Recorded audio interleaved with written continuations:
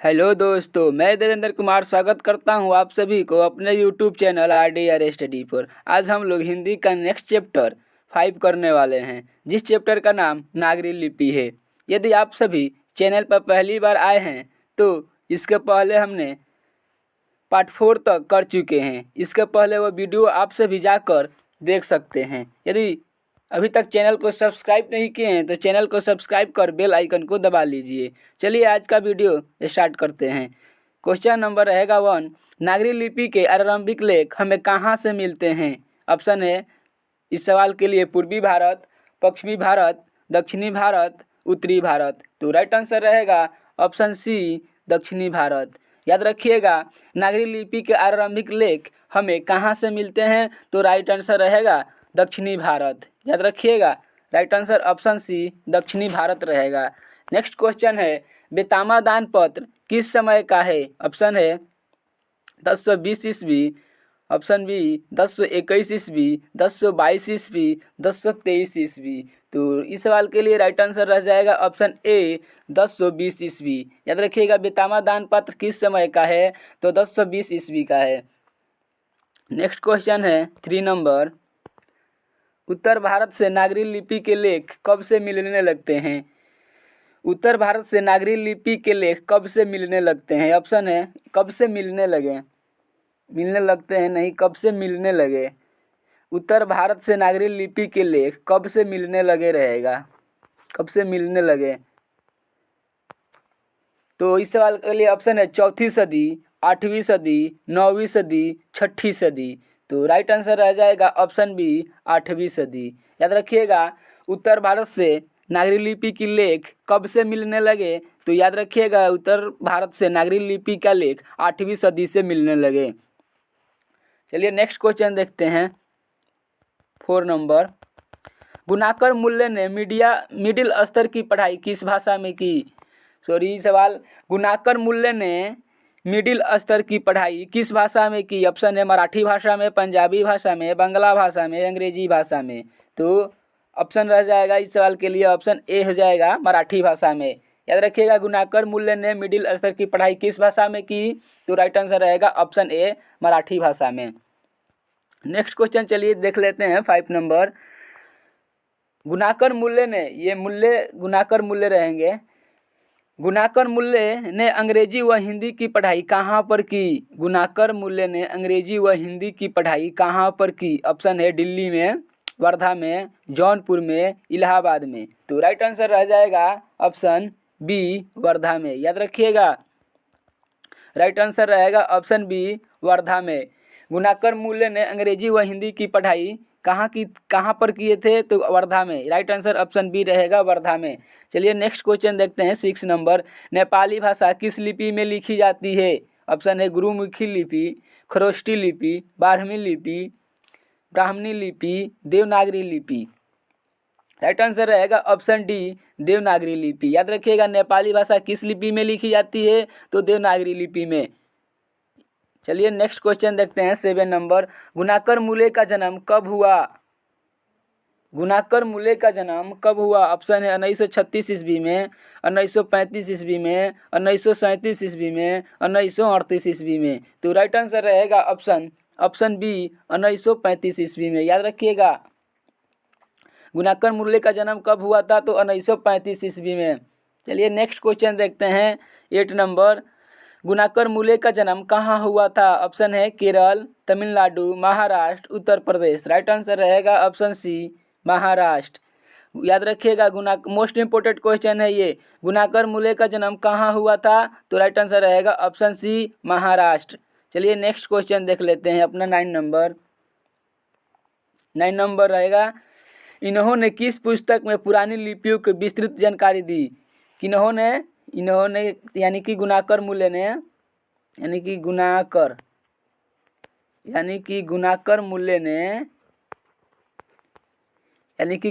मूल्य ने किस पुस्तक में पुरानी लिपियों की विस्तृत जानकारी दी?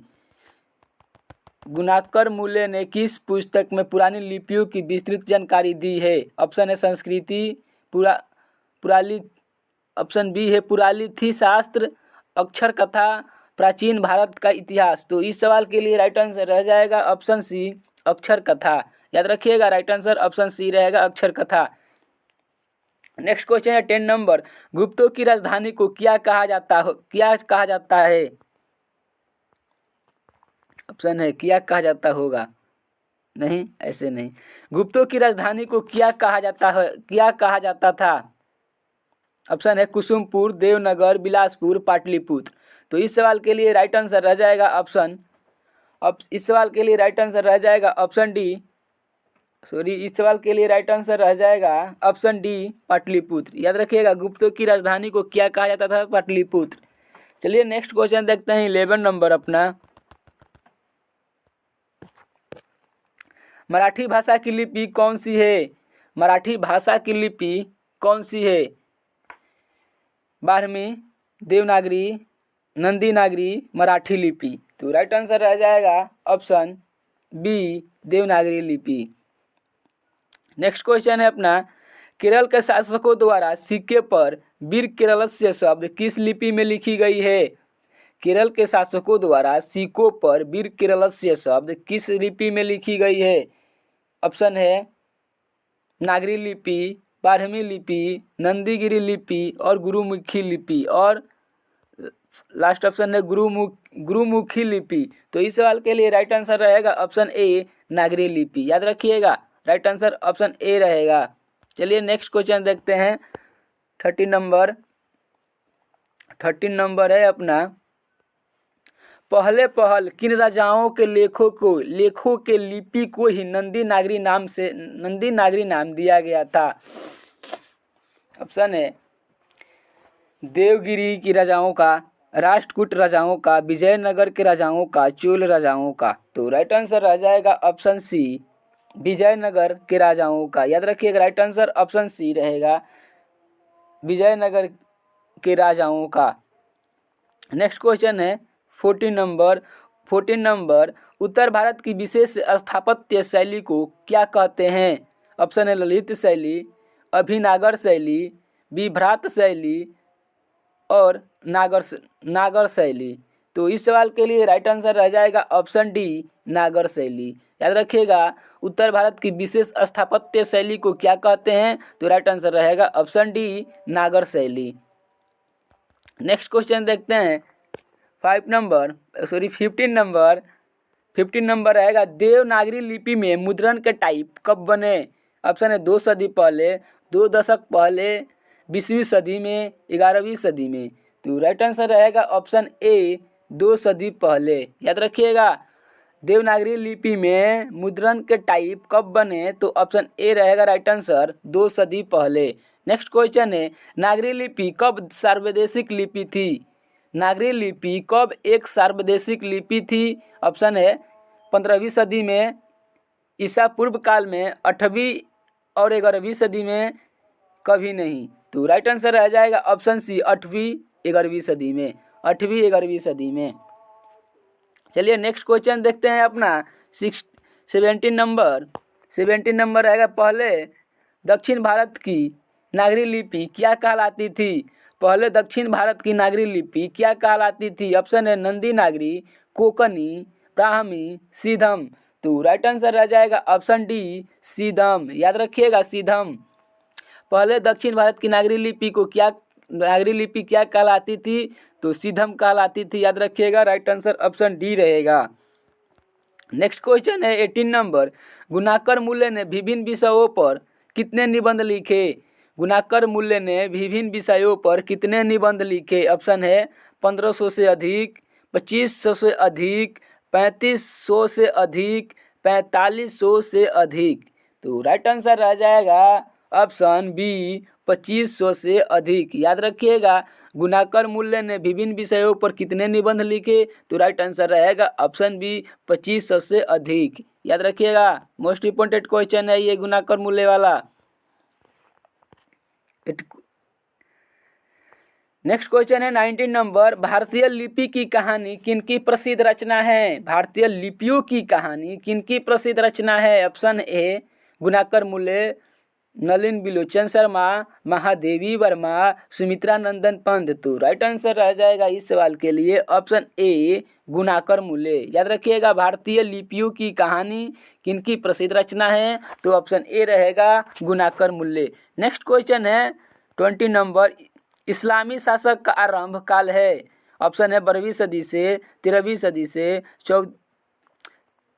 14वीं सदी से, 15वीं सदी से। तो राइट आंसर रह जाएगा ऑप्शन ए 12वीं सदी से। याद रखिएगा इस्लामी शासक का आरंभ काल है तो 12वीं सदी से आरंभ हो चुके थे। चलिए नेक्स्ट क्वेश्चन देखते हैं अपना 21 नंबर, गुणाकर मूल्य की मृत्यु कब हुई। ऑप्शन है 1995 ईस्वी में, 1999 ईस्वी में, 2005 ईस्वी में, और दो ऑप्शन लास्ट रहेगा डी 2009 ईस्वी में। तो इस सवाल के लिए राइट आंसर रह जाएगा ऑप्शन डी 2009 ईस्वी में। याद रखिएगा गुणाकर मूल्य की मृत्यु कब हुई थी, तो राइट आंसर रहेगा ऑप्शन डी 2009 ईस्वी में। चलिए नेक्स्ट क्वेश्चन है, नागरी लिपि शीर्षक पाठ किस पुस्तक से लिया गया है। नागरी लिपि शीर्षक पाठ किस पुस्तक से लिया गया है। ऑप्शन है अक्षर कथा, भारतीय लिपियों की कहानी, अक्षरों की कहानी, इनमें से कोई नहीं। तो राइट आंसर रहेगा ऑप्शन बी भारतीय लिपियों की कहानी। याद रखिएगा नागरी लिपि शीर्षक पाठ किस पुस्तक से लिया गया है, तो भारतीय लिपियों की कहानी से लिया गया है इस शीर्षक को। चलिए नेक्स्ट क्वेश्चन देखते हैं अपना 23 नंबर, टकसाल का संबंध है। ऑप्शन है सिक्कों से, अभिलेखों से, अनाज के ढेरों से, लिपि से। तो राइट आंसर रहेगा ऑप्शन ए सिक्कों से। टकसाल का संबंध है सिक्कों से। याद रखिएगा राइट आंसर ऑप्शन ए रहेगा। नेक्स्ट क्वेश्चन है 24 नंबर, श्रवण बेलगोला आस्थान का संबंध है। श्रवण बेलगोला आस्थान का संबंध है। ऑप्शन है जैन धर्म से, बौद्ध धर्म से, सिख धर्म से, वैष्णव धर्म से। तो राइट आंसर रहेगा ऑप्शन ए जैन धर्म से। याद रखिएगा ये क्वेश्चन इम्पोर्टेंट क्वेश्चन है। ये श्रवण बेलगोला आस्थान का संबंध है तो जैन धर्म से। याद रखिएगा। नेक्स्ट क्वेश्चन है 25 नंबर, सिद्धम क्या है। ऑप्शन है मंत्र, सिद्ध योगी, साधु, एक प्रकार की लिपि। तो राइट आंसर रहेगा ऑप्शन डी एक प्रकार की लिपि। याद रखिएगा सिद्धम क्या है, सिद्धम एक प्रकार की लिपि है। चलिए नेक्स्ट क्वेश्चन है 26 नंबर, हिंदी के आदि कवि कौन है। ऑप्शन है वाल्मीकि, निराला, सरहपाद, तुलसी। तो राइट आंसर रहेगा ऑप्शन सी सरहपाद। याद रखिएगा हिंदी के आदि कवि कौन है, तो हिंदी के आदि कवि कौन है, तो सरहदपाद होंगे। राइट आंसर ऑप्शन सी रहेगा। नेक्स्ट क्वेश्चन देखते हैं 27 नंबर, बेतमा कहाँ है। बेतमा कहाँ है। ऑप्शन है पटना के पास, इंदौर के पास, पुणे के पास, इलाहाबाद के पास। तो राइट आंसर रहेगा ऑप्शन बी इंदौर के पास। याद रखिएगा बेतमा कहाँ है, तो इंदौर के पास। चलिए नेक्स्ट क्वेश्चन है 28 नंबर, दक्षिण भारत के पांड्य प्रदेश से किस राजा के पलियम ताम्रपत्र मिले हैं।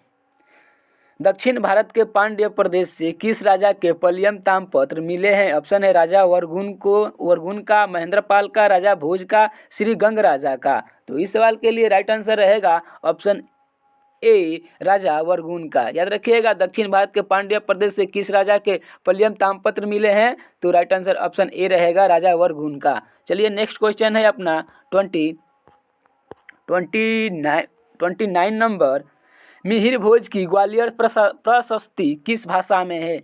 मिहिर भोज की ग्वालियर प्रशस्ति किस भाषा में है। ऑप्शन है संस्कृत, प्राकृत, अपभ्रंश और प्राकृत। प्राकृत 2 बार हो गई, एक ही रहेगा प्राकृत। तो इस सवाल के लिए राइट आंसर रहेगा ऑप्शन ए संस्कृत। याद रखिएगा मिहिर भोज की ग्वालियर प्रशस्ति किस भाषा में है, तो संस्कृत भाषा में है। याद रखिएगा ये मोस्ट इंपोर्टेंट क्वेश्चन है ये, मिहिर भोज की ग्वालियर प्रशस्ति किस भाषा में है, तो राइट आंसर ऑप्शन ए रहेगा संस्कृत। अमोघ वर्ष कौन था। ऑप्शन है एक विद्वान। अमोघ वर्ष कौन था। ऑप्शन है एक विद्वान, प्रख्यात राष्ट्रकूट राजा, एक कवि, राजवैद्य। तो राइट आंसर रह जाएगा ऑप्शन बी प्रख्यात राष्ट्रकूट राजा। याद रखिएगा अमोघ वर्ष कौन था, तो प्रख्यात राष्ट्रकूट राजा। चलिए आज के लिए इतना ही काफ़ी है, मिलते हैं नेक्स्ट वीडियो में। Thanks for watching.